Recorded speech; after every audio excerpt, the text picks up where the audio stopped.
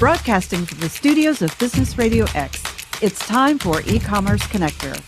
This show is brought to you by Polyglot Labs, driving growth and innovation in the e-commerce world. Now, here's your host, Garrett Massey. Welcome to Ecommerce Connector. I'm your host, Garrett Massey. Today, we are speaking with Mr. Brendan Brosnan. Mr. Brendan, thank you so much for joining us. Of course. Thanks for having me. Absolutely. So, Brendan, tell us a little bit about your long and storied career in the e-commerce space. For sure. So I got started in e-commerce in 2017. I was playing football at Penn State. Had to unfortunately hang up my jersey due to a career-ending injury. From there, I attended a speaker who was like literally presented on how to make money on the internet. So it sounded interesting to me, and I went to see his talk. And it kind of started from there. I was that kid that went up to the speaker after he was done and was like, "Hey, man, would love to like grab your email, your phone number. Would love to connect with you." And he was a little reluctant, but he's like, "Sure, why not?" And I ended up kind of like I sent him an email, just offering like I looked into his businesses, offered him some opportunities, just sent him like an email, like trying to offer some value. That led to my first business partnership that I started in college. It was an Amazon FBA business selling men's rompers, Hawaiian shirts, hats. And so that's how I got started. And then I decided to go full time. I ended up networking with a bunch of other e-commerce entrepreneurs in college. I went on my way to like find other people in the same space. And the first year after college or immediately post college, I moved into an e-commerce incubator with 12 other people. So we all lived in one house together, 12 of us, all running multiple e-commerce brands. And that was the next 5 years of my life, living with people who I was running businesses with, and really just like learning the ins and outs of e-commerce. We launched so many different stores, tested so many different things, in a bunch of different industries, a bunch of different categories. So I was really lucky to find the right people at the right time, that kind of like, exploded my career in e-commerce. So you caught my attention at men's rompers, not going to lie. So that seems like an interesting niche, of the e-commerce ventures you've been involved with. What other kind of interesting or unique products have you sold?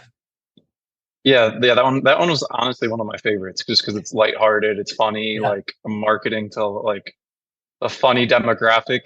I've done jewelry, I've done athleisure, I've done like fitness apparel, yoga equipment, yoga apparel.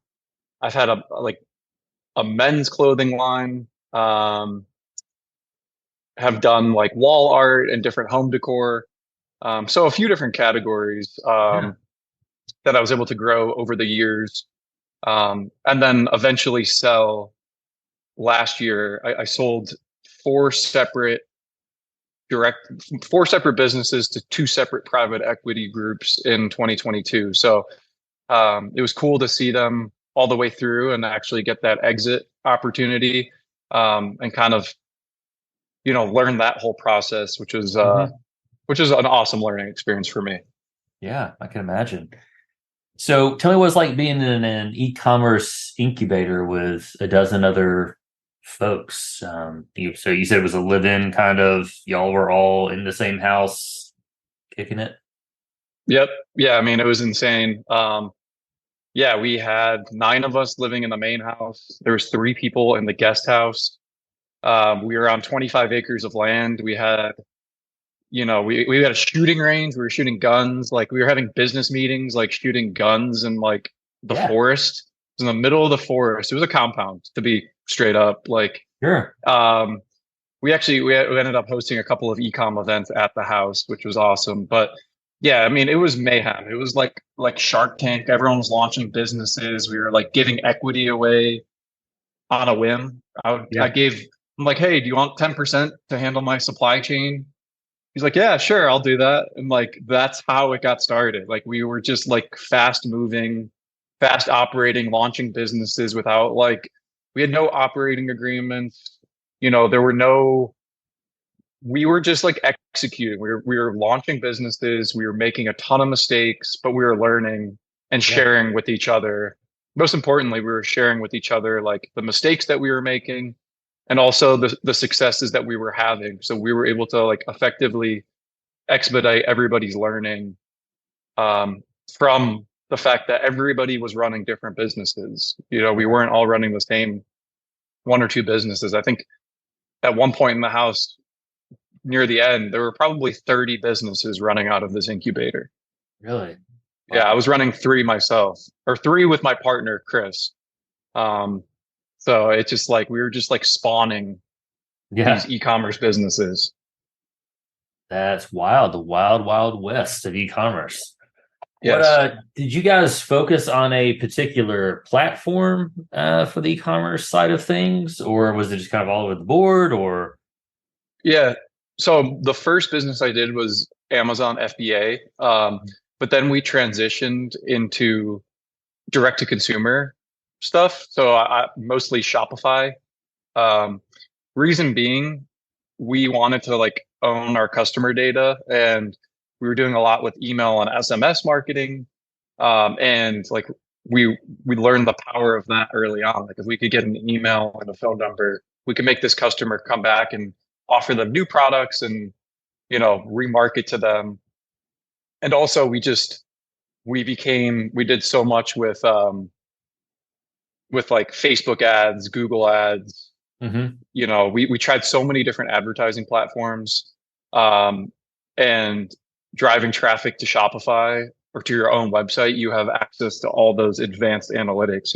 Sure. You could see your conversion rate, your average order value, your bounce rate, like a bunch of important metrics to look at that Amazon doesn't give you access to in the Yeah. same way.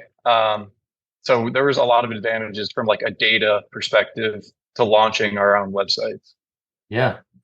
Makes a ton of sense. One of our previous guests, Mr. Evan Katz, owns a board game company called Very Special Games, and that was one of the things that he observed when he and I were speaking. Was by pumping things through Amazon, there's a lot of benefit, especially on the logistics, shipping, fulfillment side of things. There's also the caveat of your data is not truly your own. Curious to Yeah.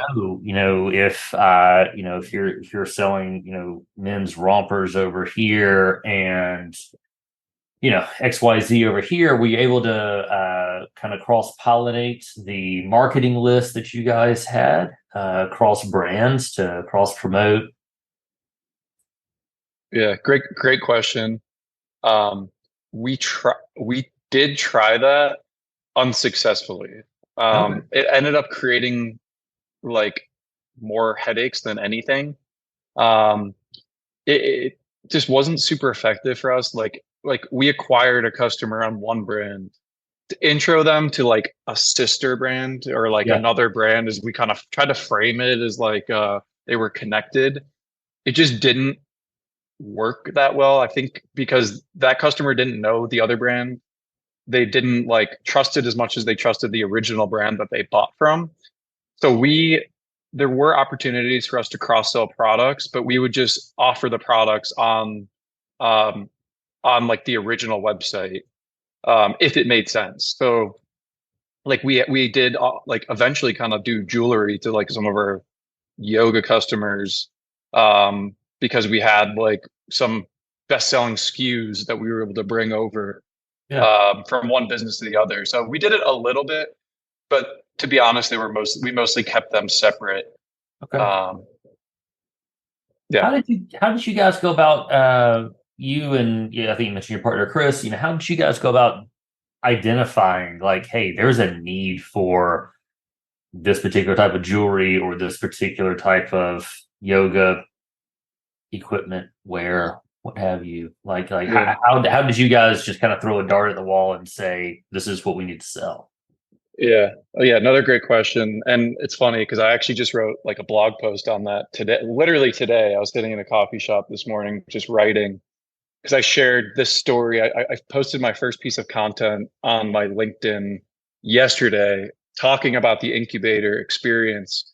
And then I'm writing a follow-up blog post because I had so many people ask me that same question, like, where did you come up with these ideas? Yeah.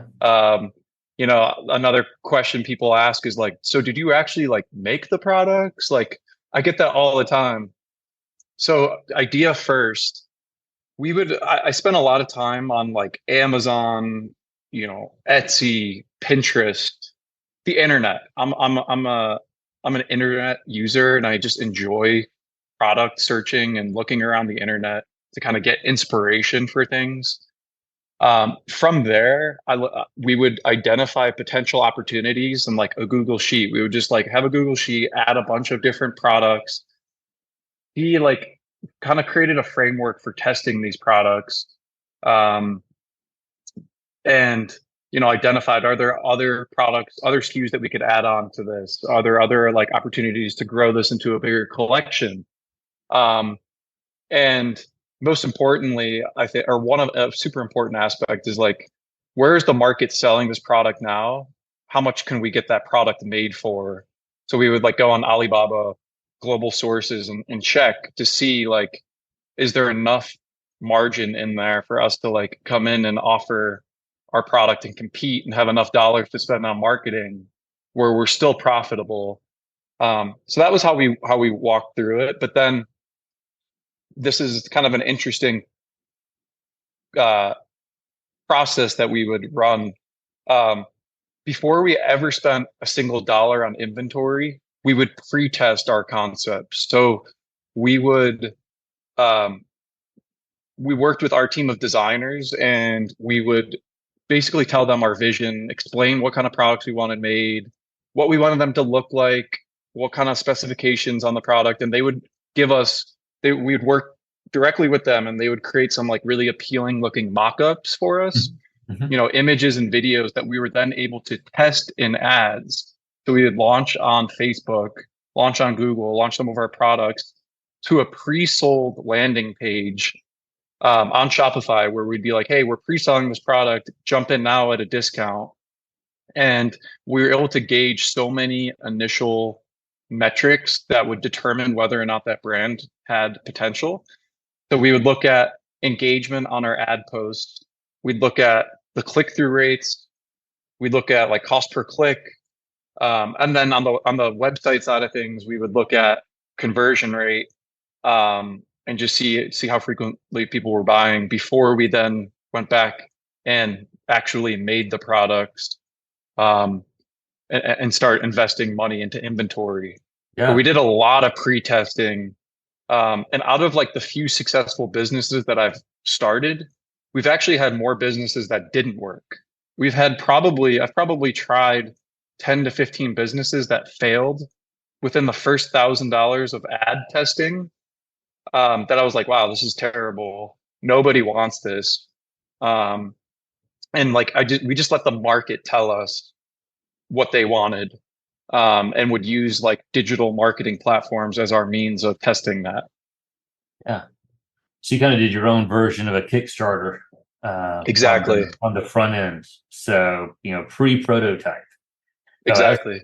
One of the things you just alluded to, I was going to ask you, you've obviously had successes in these dozen or so businesses. What are some of the more interesting or unique products that didn't pan out?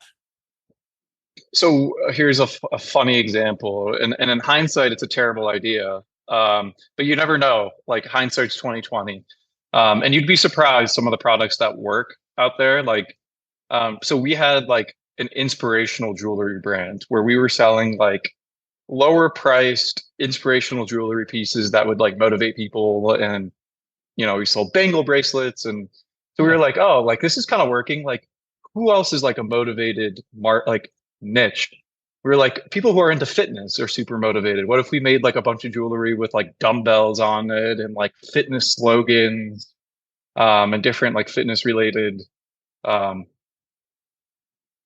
like sayings and designs, and we launched it, and it was like the worst thing I've ever seen. We were like paying like $4 per click to get somebody to come to our website. Ideally we'd like to see that number, you know, 50 cents or below, Right. to like kind of even have a chance at it being successful. Um, so that was like a terrible one. Trying to think of some others for you. Uh, I think like we had another apparel store that flopped pretty good. Um, we had a fitness like workout from home fitness store that just like didn't work well. Um, so yeah, that was a few of them. Yeah, it's always interesting to see what does and does not work, because it's not always intuitive, as you have observed. So you mentioned inventory, and before you guys actually stocked inventory, you went through this whole process. If And I'm stuck on the men's rompers thing, so forgive me if there's a better example. We can pick on something else, but how did you determine, like, hey, manufacturer, or whatever, wherever you are, I need 10,000 men's rompers in sizes small, medium, and large. Like, how did y'all manage the inventory, kind of the front end, place the initial order, and how was that managed as you guys went forward? Yeah, so the first order, like after we like validated the concept and realized like, okay, this thing has potential, we could throw marketing dollars behind this, and most likely we're going to be profitable. We put everything on hold. We'd pause our ads, kind of pause and like work on building up the sites, building up our product offering. And then we'd obviously have to go to the supplier, um, and place our initial order. So the good news is that we already know that like we have a fairly high degree of confidence that we'll at least be able to sell through the inventory at break even if we needed to. So it gives us a little bit more room to play with, in terms of like inventory budgeting. But yeah, I mean, like I mentioned before, we would literally just go to Alibaba, Global Sources, like any one of those sourcing websites, if we were sourcing internationally, and we would message 3 to 5 suppliers that checked the boxes that we were looking for, that had factories that were big enough. They were able to send us like videos of their manufacturing process, and we would create, um, the initial order. Let's say it was like 5,000 units. We would try our best to like build up our authority in the space and be like, hey, we've done this for other stores. We think we can establish a good partnership. Like, what's the best pricing you could give us for this? Right. And kind of like try to establish that relationship early on. We'd get the pricing, we'd place the order, and then we would have a quality control company.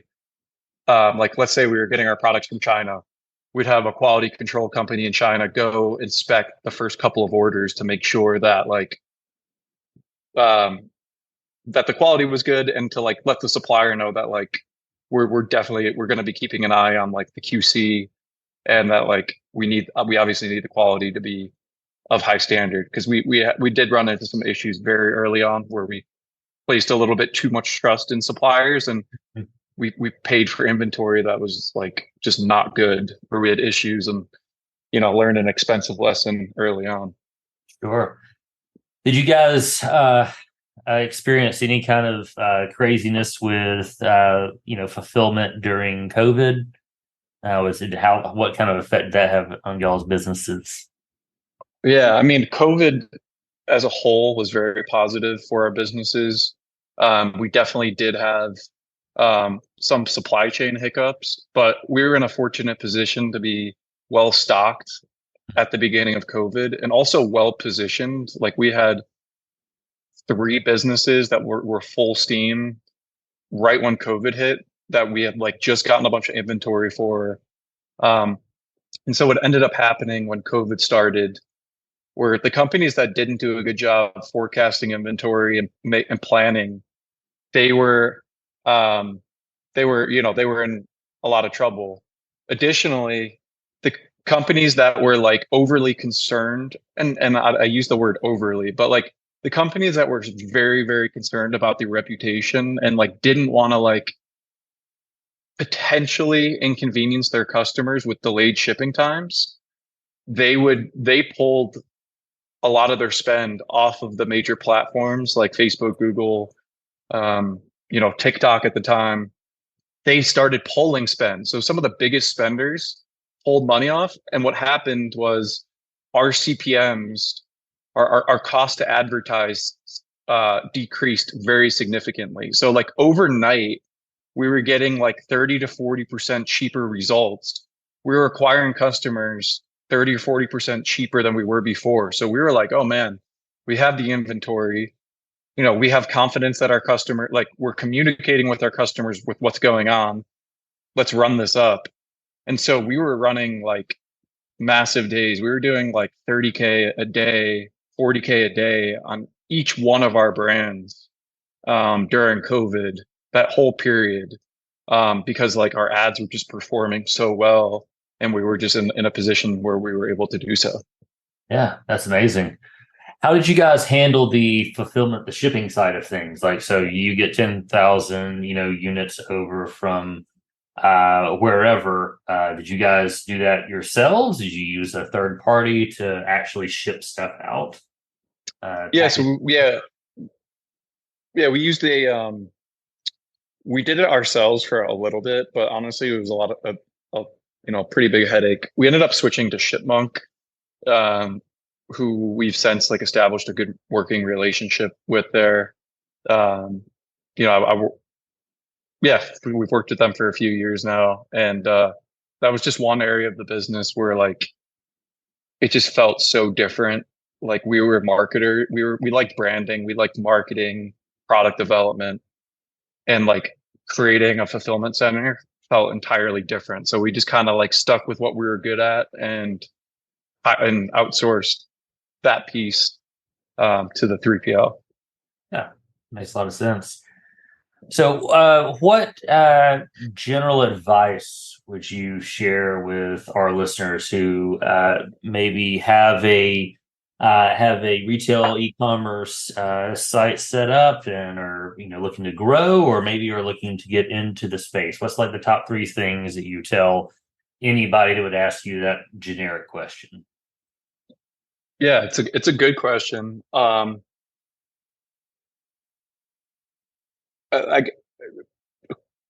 question to people getting started or people already in?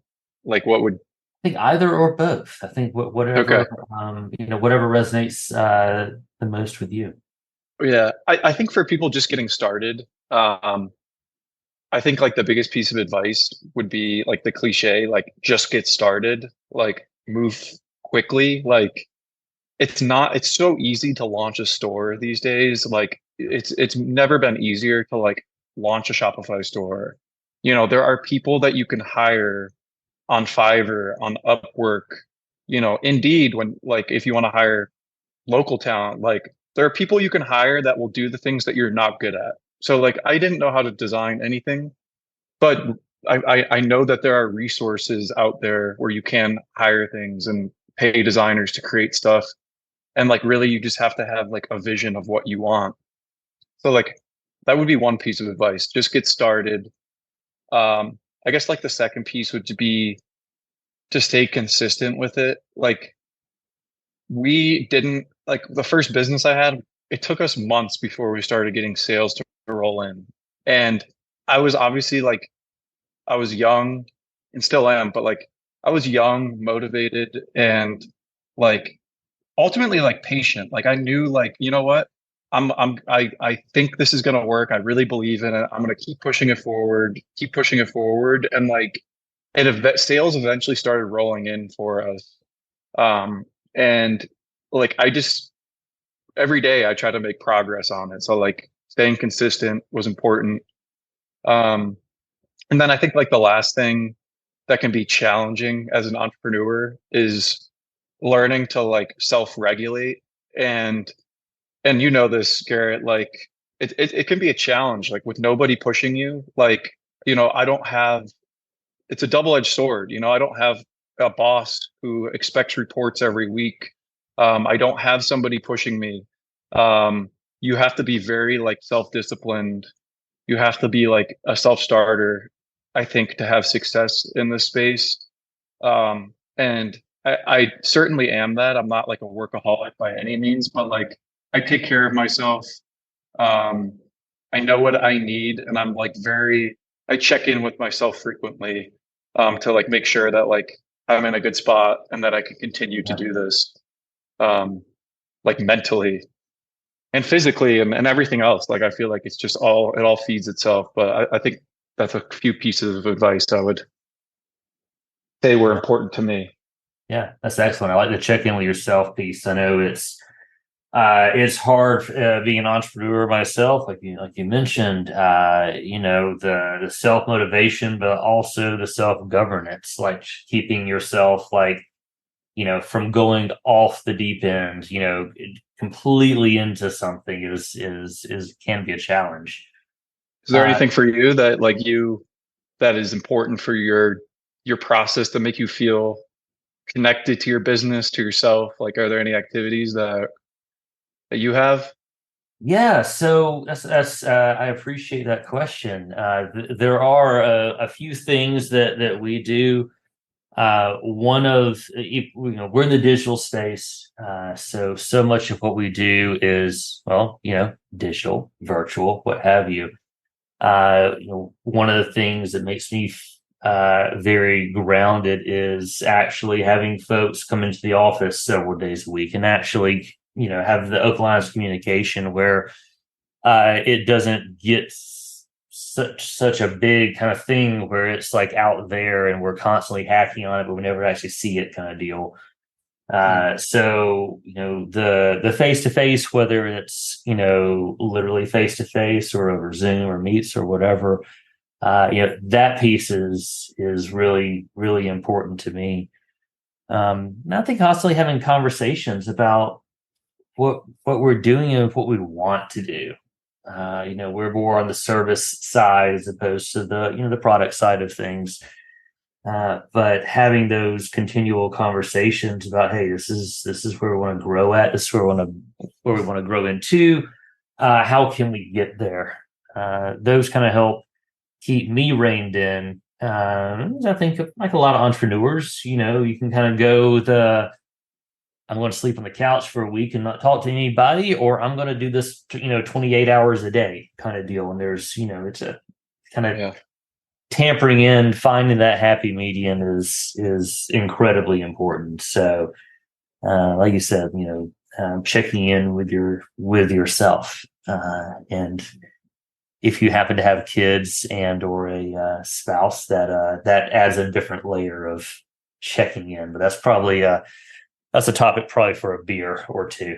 Yeah, I would love that. I'd love to get into that. But it's obviously worked for you and Polyglot Labs. Like you've built something amazing. So thank you. You've had a ton of success, and I'm always eager to learn too. I know we had a chance to talk before this, but I always love learning from other founders, like what their secret sauce is. Absolutely. Well, man, we're kind of nearing the end of our time. Like I said, would love to catch up over a few beers, and maybe we can do this again. It'll be a lot of fun. Yeah.